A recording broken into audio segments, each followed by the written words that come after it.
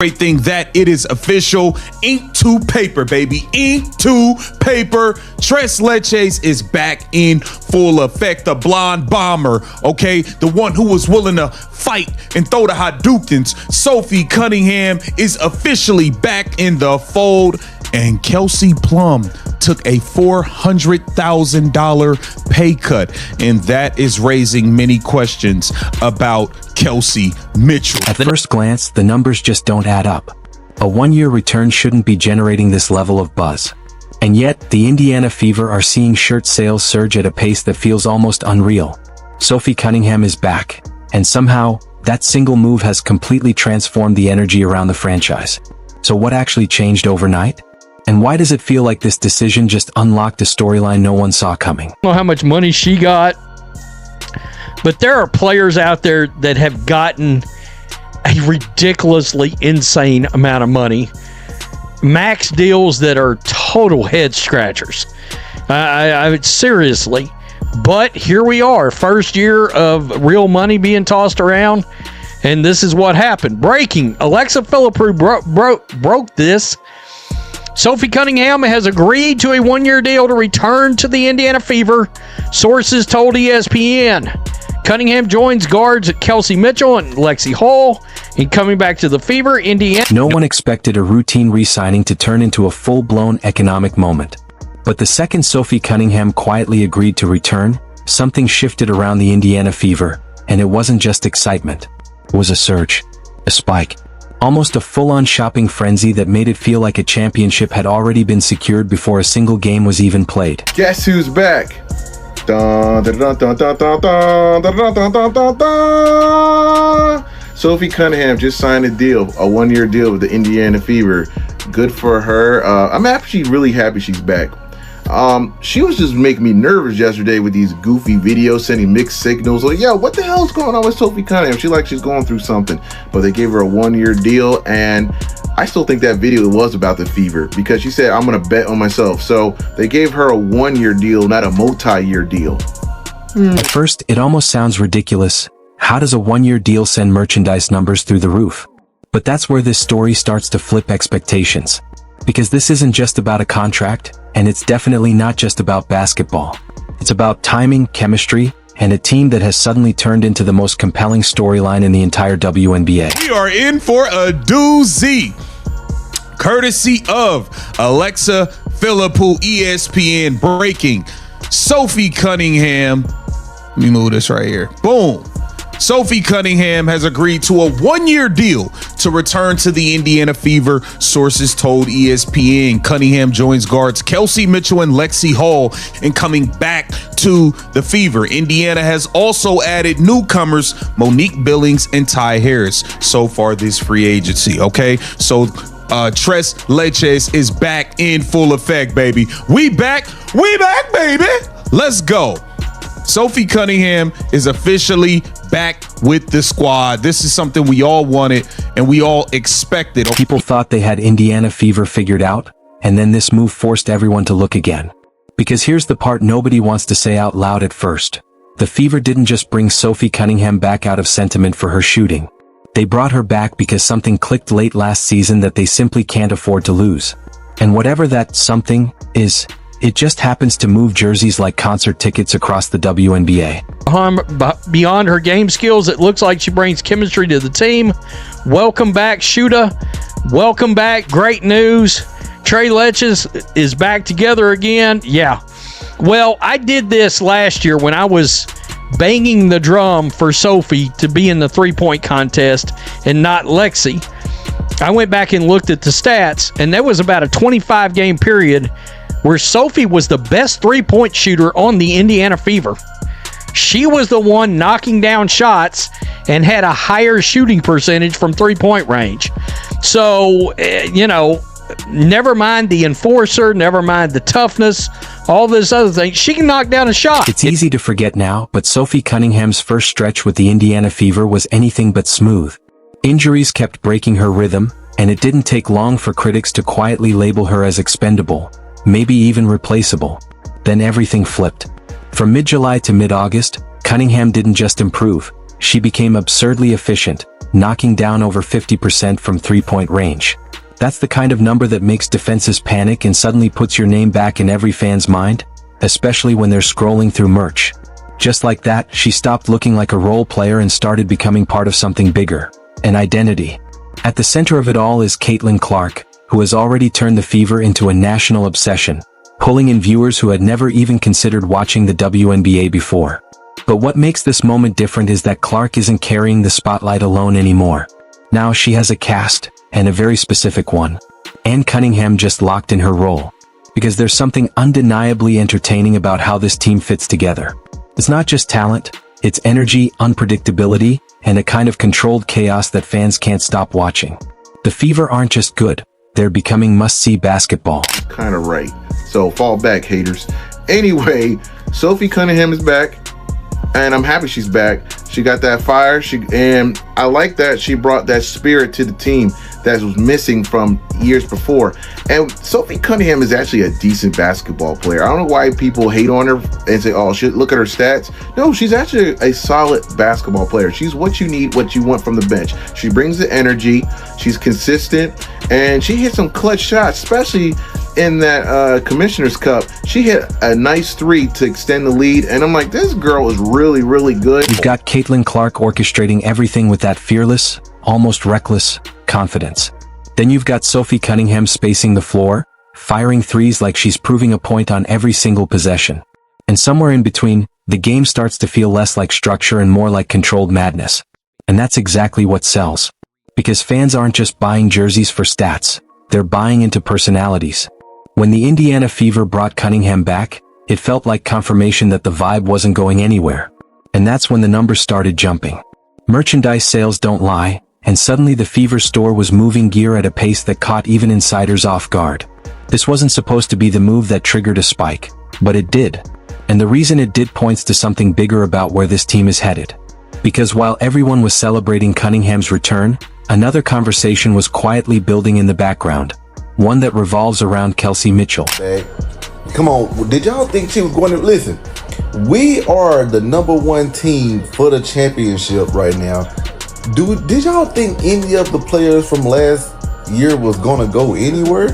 Where better do you go? You come play for Indiana, you automatically gonna have more fans, more people care about you. You gonna be seen. You playing next to the greatest thing that ever happened to the WNBA and Caitlin Clark. Like. It's unmatched. Also, this is another thing I told everybody, even when I went live yesterday, don't worry. Sophie will be back. Now, she did sign a 1 year, and I understand why. We ain't got to get into that. But Now this is where things get a little uncomfortable, because while Sophie Cunningham came back on a short-term deal that keeps roster flexibility intact, Kelsey Mitchell made a very different kind of decision, and suddenly fans started connecting dots that may not even belong on the same timeline. At the same time, across the league, Kelsey Plum made headlines of her own after taking a noticeable pay cut to help reshape her team's roster, instantly turning it into the kind of storyline that sparks debate everywhere. And just like that, the conversation shifted. It wasn't just about Cunningham's return anymore. It became about sacrifice, priorities, and what it actually takes to build a contender in today's WNBA. Because even mild controversy has a way of amplifying everything around it, and that includes jersey sales. Especially jersey sales. Now fans aren't just supporting a team like the Indiana Fever. They're picking sides, debating decisions, reading into moves, turning roster choices into arguments about commitment, ambition, and identity. And every one of those debates keeps the Fever in the center of the conversation, which drives visibility. And visibility, more often than not, turns directly into demand. So, Cunningham is back.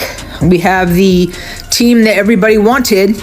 Basically, the Fever brought back last year's team, minus like Howard, which I wish we had, and I'll take Ari, and added Caitlin to the mix. So I think there's going to be a lot of criticism. I think it might take take a little bit to get that crew dialed in with adding Caitlin to it, but I think we have a great shot. I think we can go far. Everyone stays healthy, you know. But here's the twist that makes the whole situation even more fascinating. The Indiana Fever aren't behaving like a franchise fully locked into a long-term blueprint just yet. Offering Sophie Cunningham a 1-year deal instead of the multi-year security she reportedly wanted feels intentional. And more importantly, it signals something very clear. Indiana is still building, still experimenting, still leaving space for something bigger down the line. Because in a league like the WNBA, where salary cap decisions can shape a franchise for years, every contract becomes a piece of a much larger puzzle. And right now, the Fever are carefully keeping their options open. They've got young stars to invest in, future decisions to prepare for, and potential draft flexibility to protect. And that's where things get even more interesting, because fans are thinking about chemistry while the front office is thinking about structure. And somehow both perspectives are feeding the same outcome. This is exactly where Indiana stands right now. Cunningham's return, simple on the surface, fits perfectly into that pattern. It stabilizes the present, reassures the fan base, and preserves the identity without locking the franchise into anything permanent. Finally reached a deal with Sophie Cunningham for a 1-year contract to bring the team together that was on a run last year until everybody got hurt. Now, Sophie claimed fame last year after she tackled down J.C. Sheldon in a game that saw Sheldon and Mabry knock down Caitlin Clark. And Sophie stepped in and said, you know what, I'm not taking it. And she took after J.C. Sheldon. And most importantly, it keeps the momentum alive. Because momentum, once it's lost, is incredibly difficult to rebuild. But right now, the Indiana Fever aren't losing anything, they're accelerating. And the jersey sales are just the most visible sign of it. What makes this even more compelling is that this surge is happening before the season even begins, which means expectations are already rising fast across the WNBA.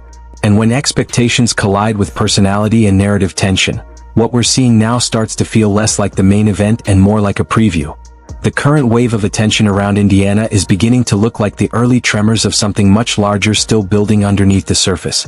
The truth is, Indiana has stumbled into a position most franchises spend years trying to engineer. Organic attention that feels natural, unpredictable, and impossible to manufacture. Not driven by marketing campaigns, but by genuine curiosity from fans trying to figure out whether what they're watching is real, sustainable, or just a perfectly timed flash. I was hoping that she could possibly go for a 2-year deal. I wonder how much money this 1-year deal is going to be. As I've been seeing, the 1-year deals are a little bit more expensive than the 2-year deal. So what is Sophie being signed for? That's my biggest question, but it is beautiful work to have her back. We know what she was doing last year with the 3-and-D, right? The spark of the team. When the team was stagnant, she come out, talk some trash, get a turnover, run it coast to coast, right? And she turned into one of the Splash Sisters. That girl was shooting the Wilson off the ball, huh? That kind of attention becomes especially powerful the moment results begin to match expectations, because curiosity quickly turns into belief.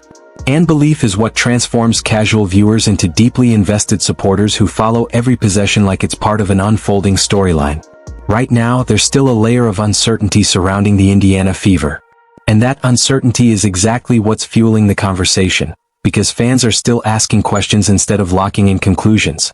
That space between doubt and certainty is where narratives grow instead of flattening out too early. At the same time, there's a quieter pressure building around Sophie Cunningham. She's stepping into a situation where expectations are noticeably higher than they were during her previous stretch with the team. And that changes everything. Because now, every possession carries weight. Every shot attempt, every rotation, every stretch of spacing isn't just about short-term impact. It's about fit. About whether she complements Caitlin Clark in a way that feels sustainable rather than temporary. That's what turns this into more than just a return story. It becomes an ongoing evaluation. One where shooting, movement, and chemistry aren't just statistics, but signals. Indicators of whether this version of Indiana is building something stable, or still searching for the exact shape of what it wants to become.